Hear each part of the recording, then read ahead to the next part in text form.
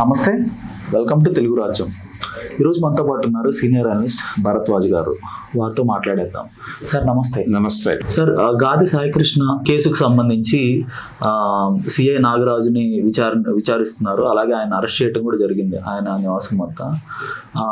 అయితే ఏడాది నుంచి కృష్ణలంక పోలీస్ స్టేషన్ సంబంధించిన సీసీటీవీ ఫుటేజ్ అయితే మాయమైందని చెప్తున్నారు.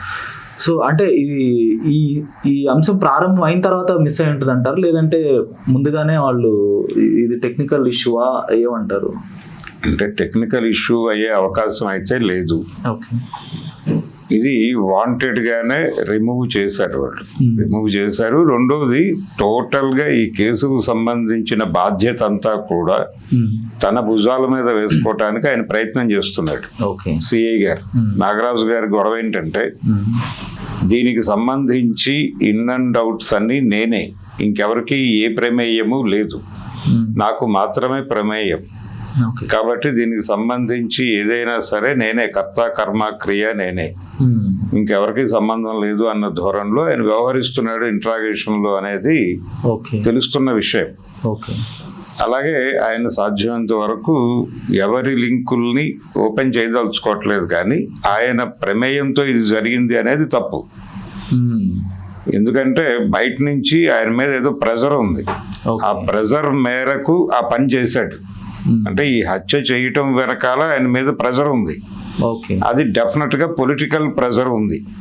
ఆ పొలిటికల్ ప్రెజర్ సిపి మీద ఉంది, సిపి నుంచి ఈయన మీద ఉంది. కాబట్టి వాంటెడ్ గానే చంపారు. చంపటం అనేది స్కీమ్డే.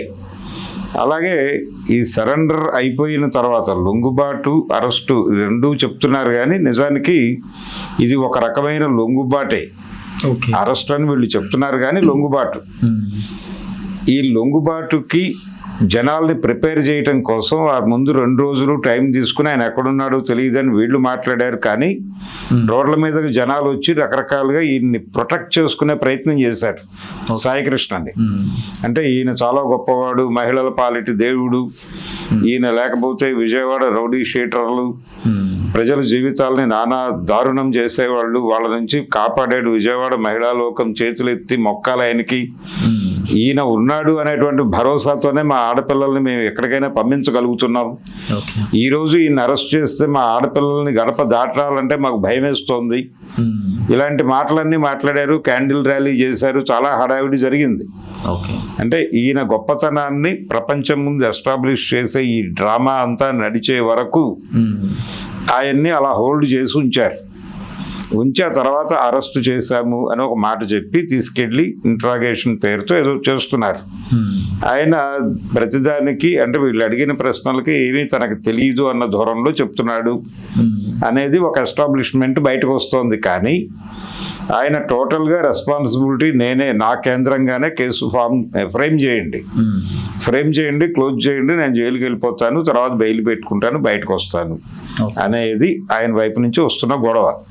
అయితే ఇదే టైంలో నిజానికి ప్రపంచం అంతా మాట్లాడినంత శ్రీరామచంద్రుడా ఈయన అంటే, ఈయన క్యారెక్టరు, ఈయన ఆస్తులకు సంబంధించిన వివరాలు అన్ని రోడ్డు మీదకి వచ్చినాయి. ఇప్పుడు దాదాపుగా 100 కోట్ల పైన ఆస్తి కలిగినటువంటి వ్యక్తి ఈ ప్రస్తుతం ఈ సిఐ నాగరాజు గారు. అంటే ఒక సిఐ స్థాయి అధికారి 100 కోట్ల ఆస్తి సంపాదించడం సాధ్యమేనంటారా? అంటే బినామీ పేర్లతోనూ రకరకాలుగా ఉంది అది. ఆయన బావమరిది పేరుతో ఉన్నటువంటి ఒక భవంతి, అవన్నీ కూడా మార్కెట్లో పెట్టేశారు ఇప్పుడు. కాబట్టి 2 వైపులా యుద్ధం జరుగుతోంది కేసు కేంద్రంగా. అంటే అక్కడ లోపాలు ఉన్నమాట వాస్తవం, ఉన్నాయి కాబట్టి యువతల వాళ్ళు యుద్ధం చేయటానికి కొంత విషయం ఉంది, ఉండబట్టే యుద్ధం చేస్తున్నారు, లేకపోతే సైలెంట్ గానే ఉండేది. వాళ్ళ నేరేటివ్ ప్రకారం అంత గొప్పగా లేదు అక్కడ పరిస్థితి. వాళ్ళు అంటే సీఎం గారు చాలా ట్యాకిల్ చేసి ఆ బాధిత కుటుంబాన్ని తన కంట్రోల్లోకి తీసుకోగలిగాడు. అక్కడ వరకు ఓకే. ఇప్పుడు వాళ్ళ గొడవని దాటి వేరే గొడవ నడుస్తోంది ఇక్కడ. సిఐని ఎవరు చంపమని పురమాయించారు అంటే, ఆయన ఒక దశలో సిపి నుంచి నాకు ప్రెజర్ ఉంది అని ఎక్కడో చెప్పుకున్నాడు అనే మాట కూడా బయటకు వచ్చింది. ఇప్పుడు సిపికి కూడా ఇతన్ని చంపాలనే ఇంటెన్షన్ ఉంటుందని నేనైతే అనుకోవడం లేదు. ఆయన మీద వేరే పొలిటికల్ ప్రెజర్ ఏదో ఉంది. అంటే ఒక ల్యాండ్ డీల్ గొడవ అని కూడా మాట్లాడుతున్నారు. ఓ 25 కోట్ల ఒక రియల్ ఎస్టేట్ డీల్ గొడవ కూడా ఏదో ఉంది ఈ వ్యవహారం వెనకాల అని చెప్తున్నారు, కానీ అది కూడా అయి ఉండకపోవచ్చు. ఇవేవి అంటే బయటకి రాని లింకులు ఏవో ఉన్నాయి. ప్రధానంగా డ్రగ్ బిజినెస్కి సంబంధించి, పొలిటికల్ ఇన్వాల్వ్మెంట్కి సంబంధించి అతని దగ్గర ఏదో కొంత జ్ఞానం ఉంది ఆ కుర్రాడి దగ్గర.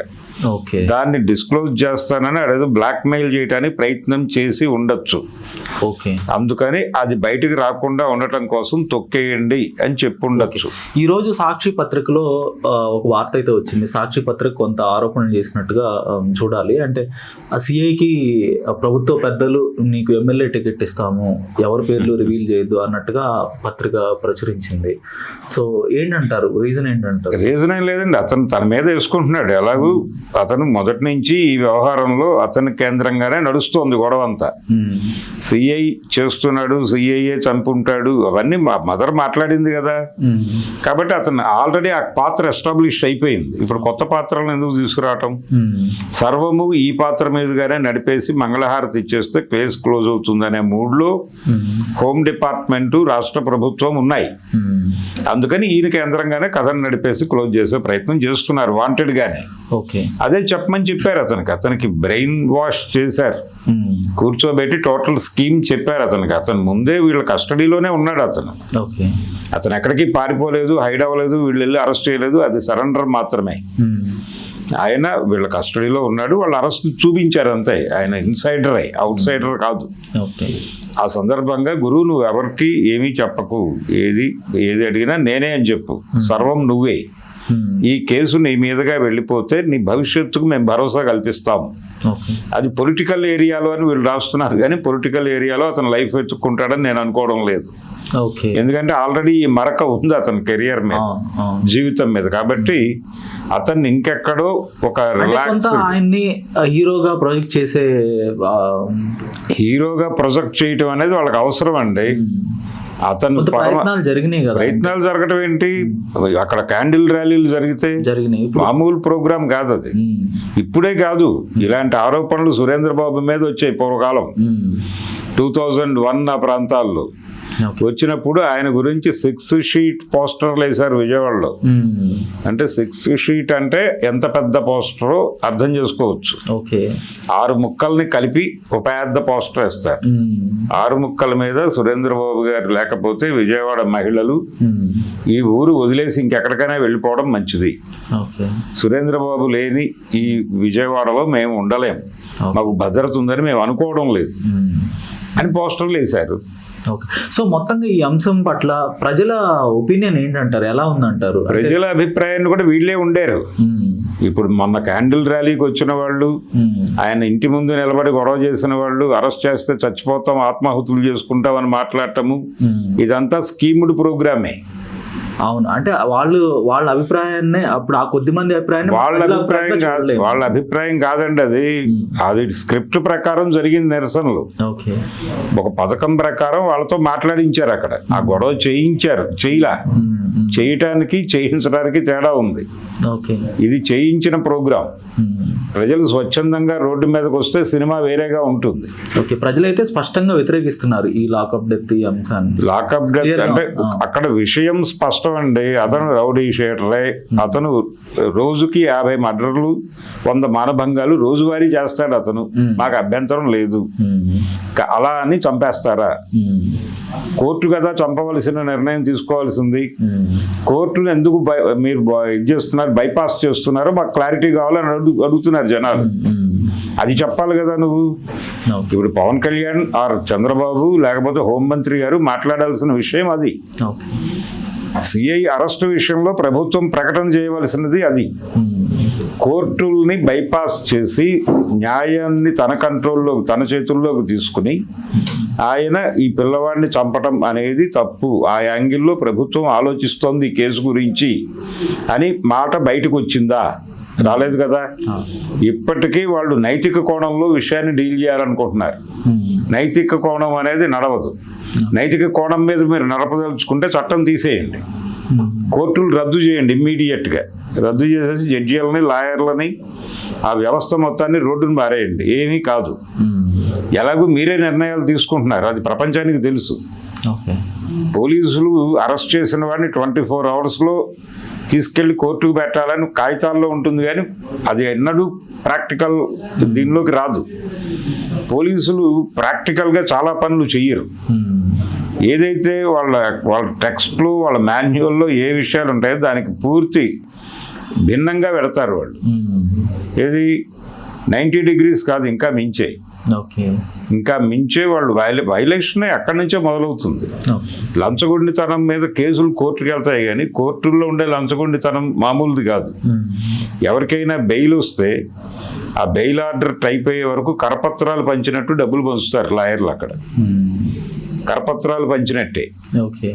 ఆ ఆర్డర్ తీసుకుని బెంచ్ దగ్గర నుంచి సెక్షన్ ఆఫీస్కి లాయర్ గారు నడిచి వెళ్ళే వరకు ఈ కరపత్ర పంపిణీ నడుస్తుంది. ఓకే. అది అందరికీ తెలుసు, కోర్టుతో సంబంధం ఉన్న ప్రతి ఒక్కడికి తెలుసు. కాబట్టి పోలీసు వ్యవస్థలో ఉన్నటువంటి ఒక దుర్మార్గ ధోరణికి అద్దం పట్టింది. అంతకు మించి ఇది కొత్త కేసు ఏమీ కాదు, ఇది ఫ్రెష్ కేసు ఏమీ కాదు. ప్రభుత్వం వ్యవహరిస్తున్న తీరు కొత్తగా ఏమీ లేదు. పరమ పాత రొటీన్ పద్ధతిలోనే డ్రామా అలవాటైన పద్ధతిలో నడుస్తోంది. అందుకని ఆయన మీద వేసుకున్నాడు, ఆయన మీద ప్రెజర్ ఉంది. చంపమని ఎవరో పురమాయించారు, ఆ పురమాయించిన వారి పేర్లు బయటికి రావు. వాటిని తొక్కి పెట్టడం కోసం కేసు తన మీద పెట్టి లోపల వేసేస్తారు. బెయిల్ వస్తుంది 3 నెలల తర్వాత. పబ్లిక్ మెమరీ చాలా షార్ట్, వీళ్ళు మర్చిపోతారు. 3 నెలల తర్వాత అతను బెయిల్ మీద బయటకు వస్తాడు. బయట వేరే వ్యాపారాలు ఏవో చేసుకుంటాడు. వ్యాపారాలు చేసుకోవడానికి తగిన ఆర్థిక దమ్ము అతనికి ఉంది ఆల్రెడీ. అతనికి కావాల్సిన పొలిటికల్ సపోర్ట్ వారు ఇస్తారు. ఆ సపోర్టుతో అతను బిజినెస్ మ్యాన్ గా ఎస్టాబ్లిష్ అవుతూ కొంతకాలం తర్వాత ఒక 5 ఏళ్లకో 6 ఏళ్లకో ఆ కేసు బెంచ్ మీదగా ట్రయల్కి వచ్చినప్పుడు విట్నెస్ కూడా వీళ్ళు క్రియేట్ చేసిన విట్నెస్లే కాబట్టి అవన్నీ హాస్టైల్ అవుతాయి. అయిపోయిన తర్వాత ఆయన హ్యాపీగా కేసు కొట్టించుకుని బయటకు వచ్చేస్తాడు. అప్పుడు కావాలంటే రాజకీయ ప్రవేశం చేసుకోవచ్చు. ధన్యవాదాలు సార్. ధన్యవాదాలు. హలో, తెలుగు రాజ్యం ఛానల్ చూస్తున్నారా? సామాజిక, రాజకీయ, జీవన చిత్రణే తెలుగు రాజ్యం. అతిశయోక్తులు, అసత్యాలు ఉండవు. రాజకీయ కోణం కాదు, ప్రజా కోణమే కొలబద్ద. తెలుగు రాజ్యం వీక్షణ మీ ఉత్తమ అభిరుచికి నిదర్శనం.